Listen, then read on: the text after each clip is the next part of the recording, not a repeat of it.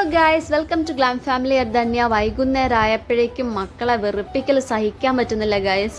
എങ്ങോട്ടെങ്കിലും പോവാ, നമുക്ക് വീട്ടിലിരുന്ന് ബോറടിക്കണമെന്ന് പറഞ്ഞ് ലാസ്റ്റ് മാമേനെ കൊണ്ട് സമ്മതിപ്പിച്ച് ബീച്ചിലേക്ക് പോവാമെന്ന് വിചാരിച്ചു. പക്ഷേ ഏത് ബീച്ചിലേക്ക് പോവും? നമുക്ക് ഒരുപാട് ബീച്ചുകളുണ്ട് കേട്ടോ ഇവിടെ അടുത്തൊക്കെ.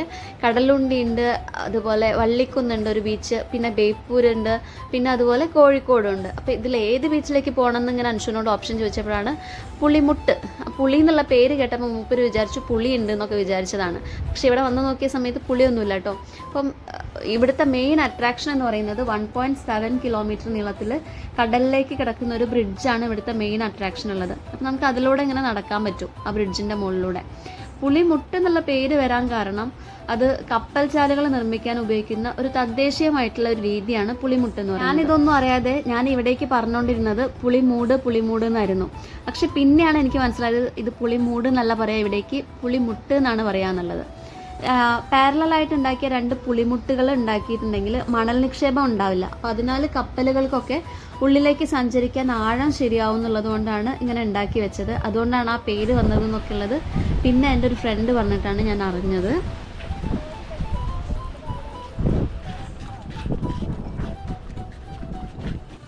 നിങ്ങളിപ്പോൾ മക്കൾക്കൊരു എൻ്റർടൈൻമെൻറ്റ് ആവട്ടെ എന്ന് വിചാരിച്ച പോലെ തന്നെ അവിടേക്ക് എത്തിയ ഒരുപാട് പേര് മക്കളെയും കൊണ്ടായിരുന്നു കേട്ടോ വന്നത്.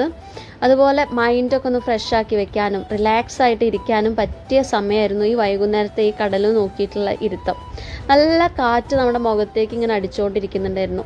അപ്പോൾ ഇതാ ഞങ്ങളിങ്ങനെ നടക്കുന്ന സമയത്ത് ഒരുപാട് സൈഡിലൊക്കെ ഒരുപാട് പേര് കടലിലേക്ക് ഇറങ്ങിയിട്ട് ഈ കല്ലുമ്മക്കായല്ലേ, കല്ലുമ്മക്കായ കടുക്ക എന്നൊക്കെ പറയും, ആ സാധനം പെറുക്കാൻ വേണ്ടിയിട്ട് വന്നവരായിരുന്നേ. കുറേ പേര് വലിയ വലിയ പാറക്കഷ്ണങ്ങളാണ് ഈ പാലത്തിൻ്റെ 2 ഭാഗത്തായിട്ട് കൂട്ടിയിട്ടിരിക്കുന്നത്. അതുകൊണ്ട് തന്നെ അതിലൂടെ ഇറങ്ങി പോകുമ്പോൾ അതിൻ്റെ ഇടയിൽ കാല് കുടുങ്ങാതിരിക്കാൻ നമ്മൾ ശ്രദ്ധിക്കണം.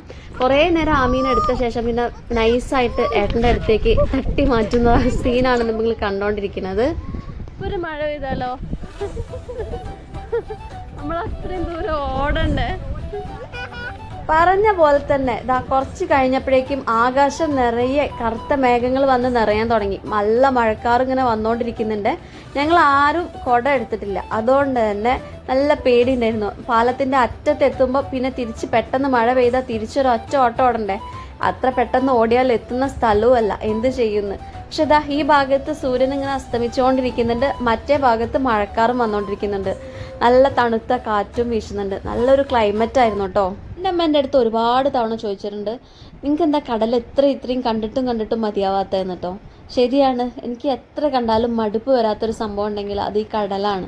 ഈ കടപ്പുറത്ത് ഇതേപോലെ വന്നിരുന്ന് അവിടുത്തെ കാഴ്ചകളൊക്കെ കണ്ട് ഈ തിരമാലകൾ ഇങ്ങനെ വന്നടിക്കുന്ന ആ സൗണ്ട് ഇങ്ങനെ കേട്ട് ആ തണുത്ത കാറ്റും കൊണ്ട് ഇങ്ങനെ ഇരിക്കുന്ന സമയത്ത് ഒരു പ്രത്യേക ഫീലിംഗ് ആണ് എനിക്ക് എപ്പോഴും ഉണ്ടാവാറുള്ളത്.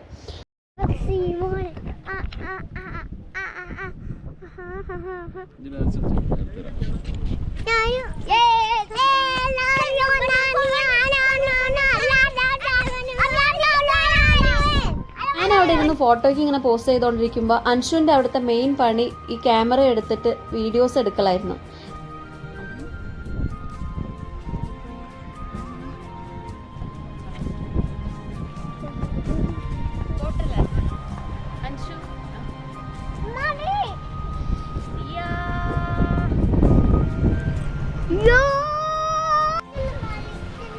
മഴത്തുള്ളികൾ താഴേക്ക് ഇപ്പം പതിക്കല്ലോ എന്നുള്ള ഘട്ടം വന്നപ്പോൾ പിന്നെ ഞങ്ങൾ അധിക നേരം അവിടെ നിന്നില്ല, വേഗം അവിടുന്ന് എസ്കേപ്പ് ആവാൻ വേണ്ടി തുടങ്ങുമായിരുന്നു.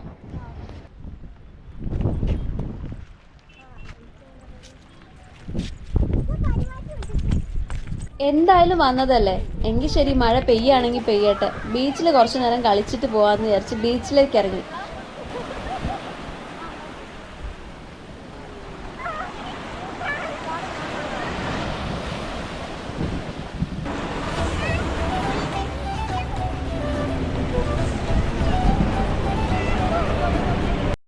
കുറച്ച് കഴിഞ്ഞപ്പോഴേക്കും അവിടെ മൊത്തം മഞ്ഞ ലൈറ്റ് പരന്നിട്ടുണ്ടായിരുന്നേ. നല്ല ഭംഗിയുണ്ടായിരുന്നു കാണാൻ.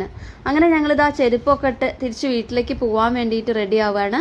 അപ്പോൾ മക്കൾക്കൊക്കെ വിശക്കുന്നുണ്ടെന്ന് പറയുന്നുണ്ടായിരുന്നു. ശരി, തൽക്കാലത്തേക്ക് എന്താ വാങ്ങിക്കാമെന്ന് വിചാരിച്ച് അവിടുത്തെ കടയിലൊക്കെ കയറിയപ്പോൾ കുറച്ച് ഉപ്പിലിട്ടത് കണ്ടു. അങ്ങനെ ഉപ്പിലിട്ടത് തൽക്കാലത്തേക്ക് വാങ്ങിക്കുകയാണ്.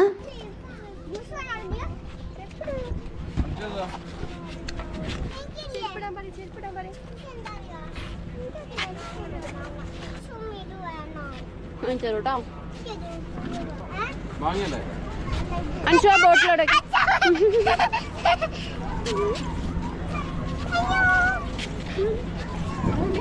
എന്റെ ഉപ്പിലിട്ടത് കൊടുത്തു. ആമി വേഗം കഴിച്ചോ, അല്ലെങ്കിൽ ആമിന്റെ ഒക്കെ എടുക്കോ.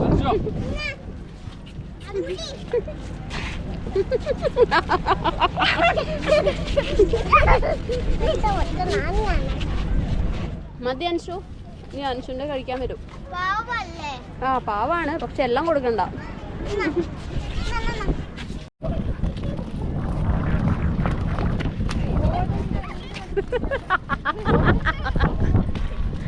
ആമി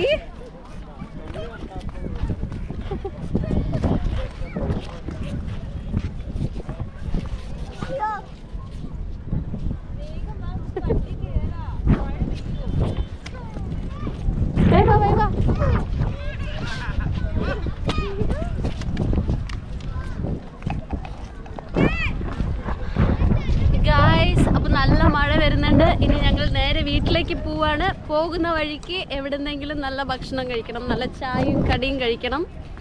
അതാണ് ഞങ്ങളുടെ പ്ലാൻ. അപ്പോൾ ഞങ്ങൾക്ക് പോയി നോക്കാം. ഇനി മഴയത്ത് ഏതെങ്കിലും കടകളൊക്കെ ഓപ്പൺ ആയിരിക്കും. നമുക്ക് ചായയും കടിയും, നല്ല ചൂട് ചായയും കടിയും കഴിക്കാൻ പറ്റുമോ എന്നുള്ളത് കാണാം ഗായ്സ്. ബീച്ചിൽ നിന്ന് ഇറങ്ങി വണ്ടിയിലേക്ക് കയറിയപ്പോഴേക്കും നല്ല മഴ സ്റ്റാർട്ട് ചെയ്തിട്ടുണ്ടായിരുന്നേ. പുറത്ത് മഴ പെയ്താൽ നമുക്ക് അകത്ത് വിശപ്പ് അത് സ്വാഭാവികമായിട്ടും കൂടുമല്ലോ. ആ സമയത്ത് ഞാൻ മക്കളോട് ചോദിച്ചു, നിങ്ങൾക്ക് എന്താ മക്കളെ കഴിക്കാൻ വേണ്ടതെന്ന് ചോദിച്ചപ്പം എല്ലാവരും ഒറ്റ സ്വരത്തിൽ പറഞ്ഞത് ഷവർമ്മ. ശരി, അങ്ങനെ ഓരോ പ്ലേറ്റ് എല്ലാവർക്കും പറഞ്ഞു ഷവർമ്മ. അതും കഴിച്ച് നമ്മൾ നേരെ ഇനി വീട്ടിലേക്ക് പോവുകയാണ്. അതുപോലെ മറ്റൊരു പുതുപുത്തൻ വീഡിയോയുമായിട്ട് നമുക്ക് വീണ്ടും കണ്ടുമുട്ടാം. അതുവരേക്കും ബൈ ബൈ.